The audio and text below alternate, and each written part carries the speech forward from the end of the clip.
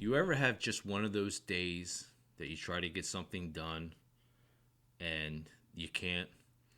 Well, that's been the case for today in trying to get this podcast lifted and uploaded. Too many dogs barking, kids coming home from school, phone ringing, and so what? All right. So, what we're going to discuss today, I think, plays an important role, especially for if you are a physique competitor. Last week, we discussed what to do when you are greater than 3 months out from competing. So, today, I'm going to go off of that a little bit.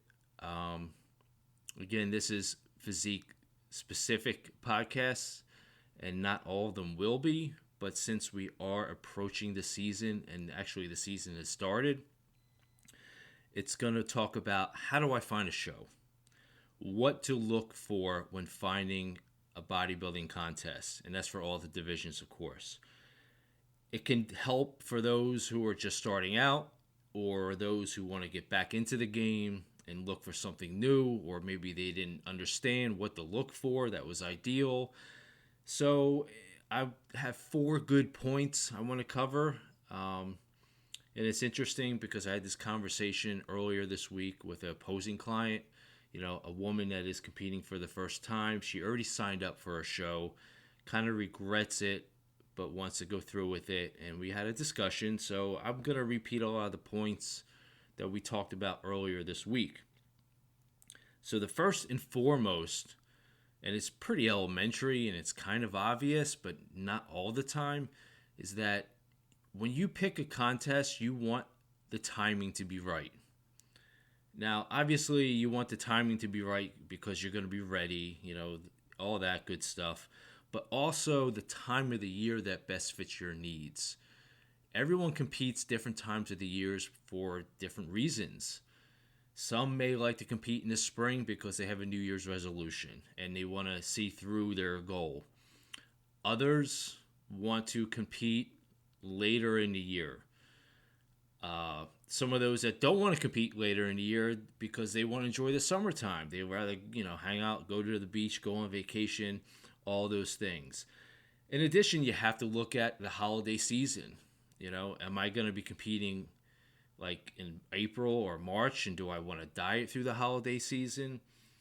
And there's also holidays throughout the year, special occasions with the family, anniversaries. All these things do matter because dieting alone is tough, and you don't want to piss off anyone more in your family or your household. Obviously, I'm a big believer in balance and flexibility, but sometimes people get too what's the word I'm looking for? Hyper focus. So they forget or don't pay attention to other important things going on in their lives.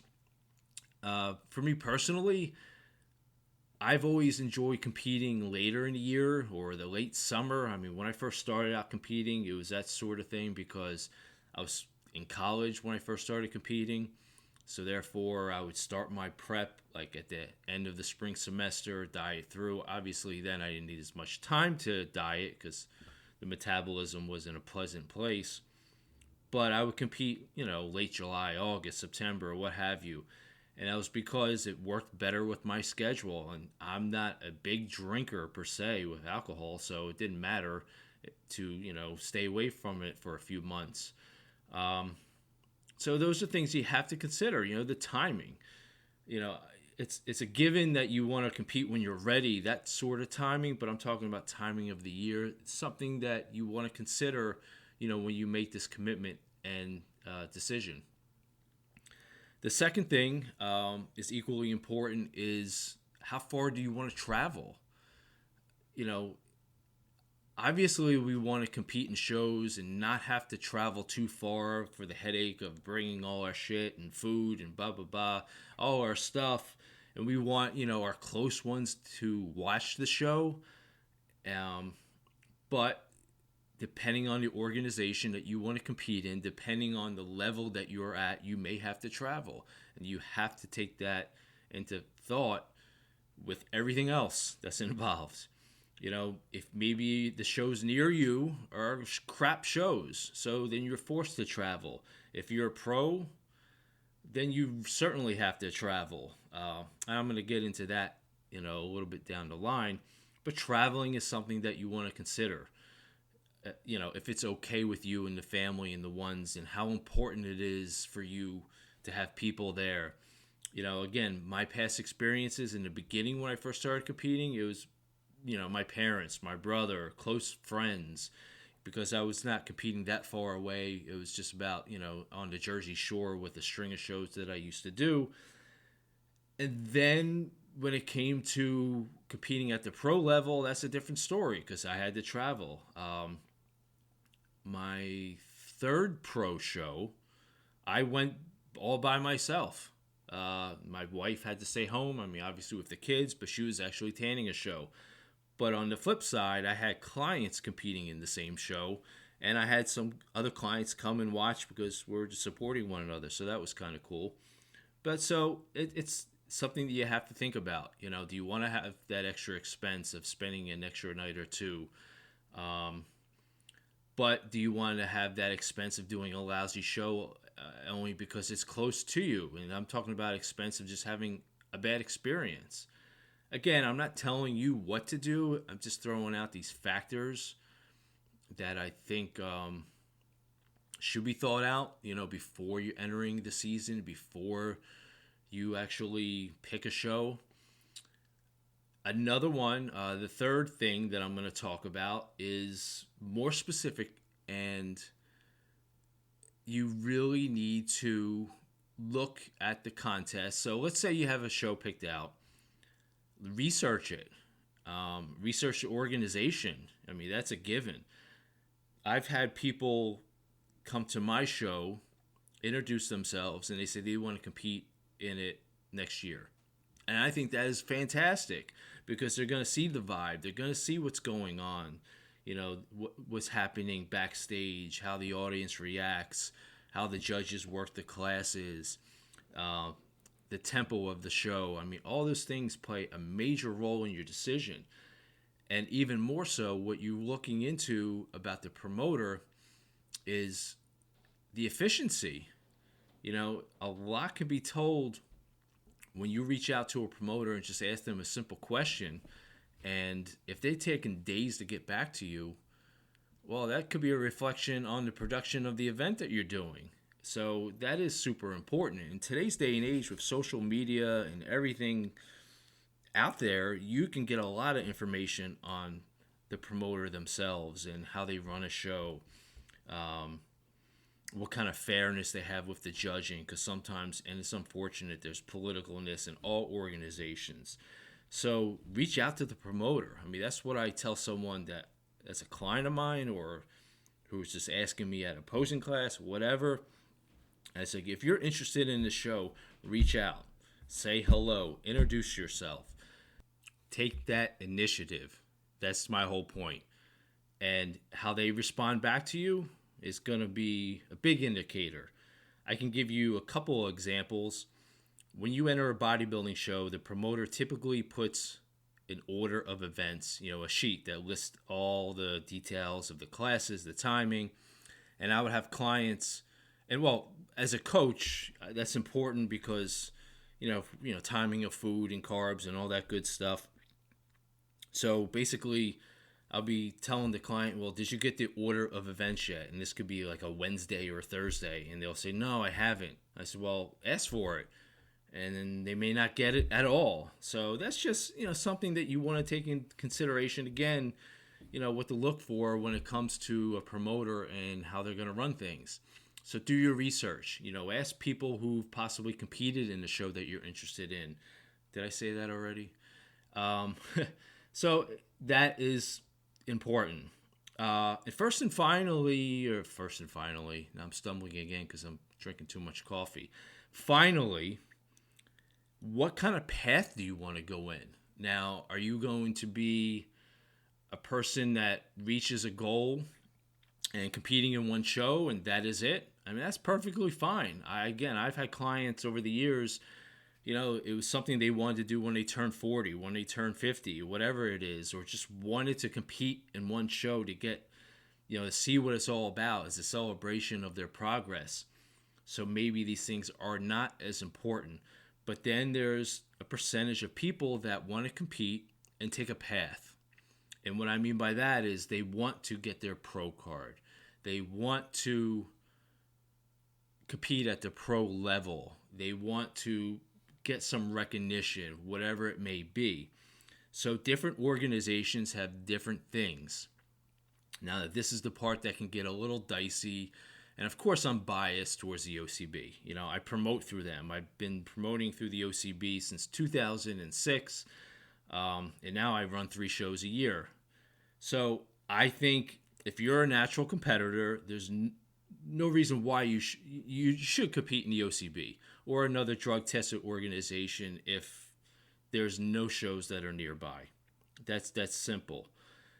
If you're a drug-tested athlete that wants to compete in an organization that is not drug-tested because you think you're going to make it, because you think you're going to get known, well, the truth of the matter, that's a small percentage. I've maybe, I don't know how many people I've coached over the years. I would say there might have been one client that took that path. We worked together. She reached a high level in the natural ranks, left me, found another coach because she wanted to align herself. She did well. She became a pro in a non-tested organization. Let's put it that. But I've had others that made that path, and they failed miserably. And they saw the dark side. They saw the politics, the ass kissing. You got to have thick skin. So, yeah, I mean, it's great. You want to be competitive. You want to improve. You want to climb the ranks or the ladder. But at what cost? That's the question you have to ask yourself. I mean, some of these other organizations, they cost more money, they cost more time, they cost more integrity. And some people don't realize that. And all for what? To build up more followers on the Instagram? I mean, think about it. Going to the OCB again, if you climb our ranks, I mean, it's one less step than some other organizations. But you're competing against other people that are drug tested. I don't know. I mean, years ago, yeah, I mean, the OCB wasn't in existence when I was competing, and all we saw were, the pros and the other organization. But even then, I knew those guys were using steroids, and that was a choice that I didn't want to make. So I was like, you know what, screw it. I want to find it, do drug-tested shows. And the first few that I did were drug tested. I can't even tell you what the organization was because I don't remember. But it's something that you have to think about, the path. That's my point that you want to take. Because now through our organization, our prize money this year alone is higher than it ever has been. So if that's a driven factor for you to make money doing these shows, that's awesome. But we are doing this, and you should compete to better yourself, to climb a ladder, to compete against other people at a higher level if that is your desire. And to me, that should be gratifying enough. If it isn't, maybe you should take a good hard look on your path and really why you're doing this. Yeah, there's a small percentage that's going to make it in the other organization, but at what cost? I'm repeating myself now. So, guys, I think I'm going to wrap this one up. I'm hoping it was helpful. I gave you 4 different things to look out for when you are looking for a show. A quick review, obviously timing of the year. That is super important. What's best for you when you're dieting. Location, as far as how far you want to travel. Those are things that you need to always consider. The path, what we just talked about, the path that you want to take as far as competing in drug-tested events or not events, what you're really looking for. I'm not going to tell you what to do, just giving you these avenues. And the third was basically pick the promoter's brain. That is, if you're really concerned about the show day itself, which you should be because of all the time and energy and money that you put, pick the promoter's brain, find out their reputation. That's key. So I'm hoping this podcast has been helpful. And if you did find it helpful, I would appreciate if you want to share the link to anyone, spread the news that these podcasts are going on. If you haven't listened to the first few, I suggest you to do so because it will help tie in everything. Any questions? Please email me at fitfranco@verizon.net. Ideas for future podcasts, email me. I have a website, teamfrancobodybuilding.com, that talks about my coaching services and all the good stuff. So that wraps this one up, guys, and have a fantastic day.